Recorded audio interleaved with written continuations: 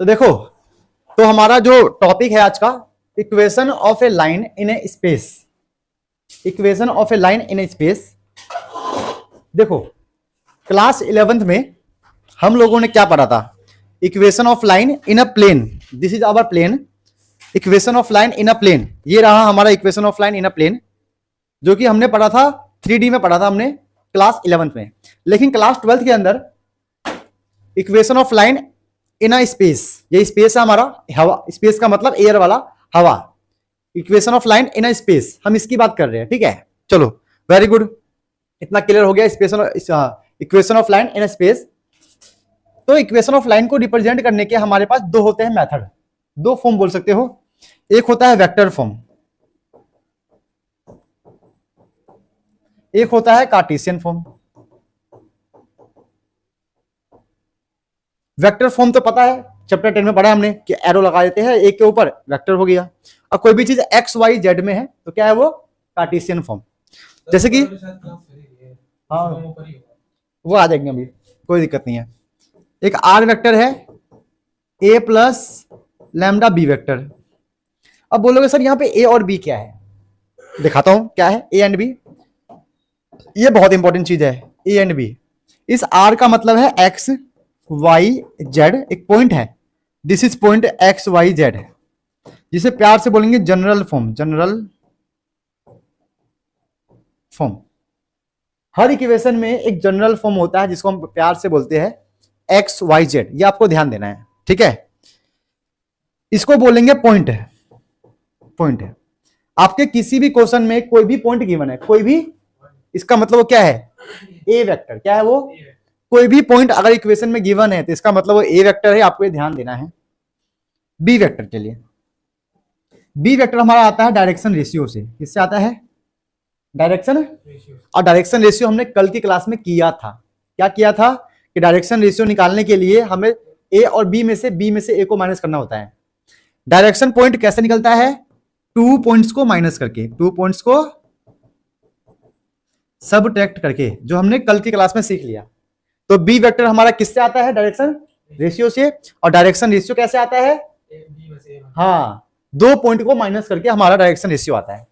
जब हम इन तीनों को एक इक्वेशन में लिखते हैं, तो इसे बोलते हैं vector form of equation of line in a space. समझ में आ गया? तो ये रही इसकी पूरी कहानी, ठीक है।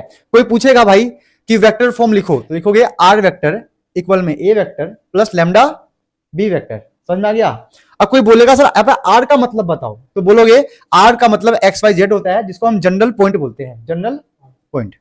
ए का मतलब गिवन पॉइंट। क्या? ए का मतलब कि हमें क्वेश्चन के अंदर कोई भी पॉइंट गिवन है वो ए है। लैम्डा कांस्टेंट होता है जो हमेशा आता ही है। बी का मतलब एक ऐसा वेक्टर जो डायरेक्शन रेशियो के पॉइंट को मिला के बनाया गया है। समझ में आ गया? तो ये रहा कहानी। समझ में आ गया? तो बहुत सिंपल चीज है वेक्टर फॉर्म। अब वेक्टर से हम कार्टेशियन में जाएंगे ट्रिक के साथ।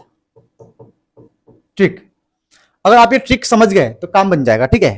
तो ट्रिक को समझने के लिए हम इन पॉइंट्स को लिखते हैं। ये x1 है, y1 है, z1 है, ठीक है। ये जो हमारा डायरेक्शन रेशियो वाला है, इसको a b c लिख लो प्यार से। है तो ये तीनों ही पॉइंट है, ये तीनों ही क्या है? पॉइंट है। ये जनरल पॉइंट है, गिवन पॉइंट है, ये डायरेक्शन रेशियो वाला पॉइंट है, ठीक है भाई। क्या बात है, यहां तक समझ में आ गया है ना? तो देखना प्रतीक, ट्रिक क्या है? ट्रिक ये कहता है कि इस x को लिखो, लिख दिया प्रतीक।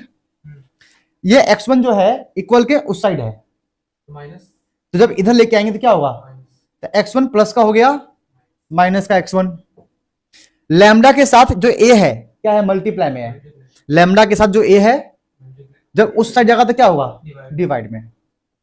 जैसे मैंने x वाले को लिखा, ऐसे लिखेंगे किसको? y वाले को, वैसे लिखेंगे हम z वाले को। अब बचेगा क्या वहां पे? लैम्डा। ये लैम्डा यहां पे बच जाएगा। समझ में आ गया? तो इसी ट्रिक से हम वेक्टर को कार्टेशियन फॉर्म में कन्वर्ट करेंगे। ये माइनस में क्यों आया? क्योंकि भाई यहां पे इक्वल के उस साइड प्लस में है, तो इसको मैं इस साइड ले गया तो साइन चेंज हो गया। लैम्डा के साथ ये सब क्या है? मल्टीप्लाई में है, तो नीचे डिवाइड में हो गया। इक्वल में क्या बच गया? लैम्डा। समझ में आ गया? ये हमारा हो गया वेक्टर फॉर्म। तो बहुत सिंपल कहानी है।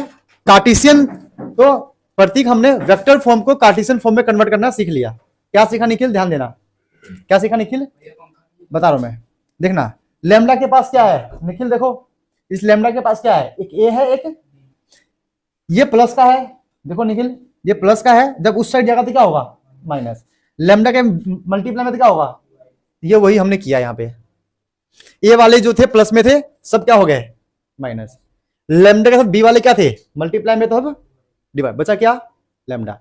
इसे बोलते हैं वेक्टर फॉर्म को कार्टेशियन फॉर्म में कन्वर्ट करना। लेकिन कभी कभी ऐसा पूछते हैं कि कार्टेशियन को आप वेक्टर में कैसे करोगे भैया, बताओ, दोनों सेम ही तो है, क्या है, मैं बताऊंगा ना अभी, बहुत इजी होगा, ऐसा बता दूंगा कि कभी टेंशन नहीं होगा। तो ध्यान देना, कार्टेशियन को अगर वेक्टर में करना है तो हम सबको साफ साफ दिख रहा है कि भाई जो ये नीचे डिवाइड में है, जो डिवाइड में है वो जाएगा लैम्डा के साथ क्या होगा मल्टीप्लाई में। अब मल्टीप्लाई में क्या होता है बी वेक्टर, मतलब जो नीचे डिवाइड में है, जो नीचे डिवाइड में है वो क्या है, वो बी वेक्टर है, क्या है वो, ऐसे, या फिर आप इसको लिखोगे ऐसे, ठीक है, मल्टीप्लाई लिख दोगे ऐसे में, है ना, सही, जो डिवाइड में है, ठीक है। मतलब कहने का मतलब है कार्टेशियन फॉर्म में जो डिवाइड में होता है वो लैम्डा के साथ मल्टीप्लाई में होगा, और जो लैम्डा के साथ जो मल्टीप्लाई में होता है उसे बोलते हैं, तो आपको बी वेक्टर यहां साफ साफ मिल जाएगा। अब रही बात ए वेक्टर, ए वेक्टर होता है जो एक्स के बगल में होता है, क्या है माइनस का x1, क्या है, तो मतलब जब ये माइनस का उस साइड जाएगा लैम्डा के पास तो बस x1 i y1 j और क्या है z1 k, बस। अब आपको यहां से क्या मिल गया बी वेक्टर, और क्या मिल गया ए वेक्टर, उसको आप यहां पे पुट कर दोगे, ए की जगह यहां पे, बी की जगह पे, तो ये हो गया वेक्टर फॉर्म, काम खत्म, समझे। तो बहुत आसान है, ये आपको समझ में आ जाएगा तो पूरा चैप्टर आपके लिए इजी हो जाएगा। लेकिन एक और चीज, एक चीज बेटा ध्यान देना सब लोग, निखिल ध्यान देना, बहुत इंपॉर्टेंट है, 1x 1y 1z, तो कार्टेशियन फॉर्म में x y z का कोफिशिएंट हमेशा 1 ही होता है। अगर मान लो यहाँ पे 2 है तो 2 को सब यहां से 2 निकालो कॉमन, मतलब 2 को हटाओ कैसे भी करके, चाहे कॉमन निकालो डिवाइड करो, वो क्वेश्चन करके बता दूंगा, ठीक है। लेकिन जब तक यहाँ पे 1 1 1 नहीं है तब तक वो आपका कार्टेशियन फॉर्म नहीं माना जाएगा। मान लो कि ऐसा है आपके में, मान लो कि ऐसा कुछ गिवन है ए, तो यहां पे हमें क्या चाहिए 1, रूल के हिसाब से, ठीक है कितना, तो 2 कॉमन निकालो यहां से, हो गया।